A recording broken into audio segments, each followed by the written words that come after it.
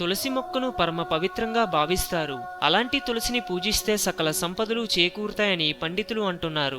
గరిక దగ్గర నుంచి అన్ని రకాల అడవి పూలు, ఆకులు ఆయన పూజకు వాడుతున్నప్పుడు తులసి ఎందుకు వాడకూడదనే సందేహం రావడం సహజమే. అలాంటి సందేహం కలిగితే ఈ వీడియో చూడండి. వినాయకుడిని చూసిన ధర్మధ్వజ యువరాణి ఆయన శక్తి సామర్థ్యాలను గురించి తెలుసుకుంది. వినాయకుడిని మోహించి తనని వివాహం చేసుకోమంటూ ప్రాధేయపడింది. అందుకు వినాయకుడు ససేమిరా అంగీకరించకపోవడం ఆమెకు ఆగ్రవేశాలను కలిగించింది. దాంతో బ్రహ్మచారిగానే ఉండిపోమ్మంటూ శపించింది. అందచందాలను కోల్పోయి అసురులతో కలిసి జీవించమని వినాయకుడు ప్రతిశాపమిచ్చాడు. దాంతో తన తొందరపాటును మన్నించమంటూ ఆమె కన్నీళ్లు పెట్టుకుని శాపకాలాన్ని తగ్గించమని కోరింది.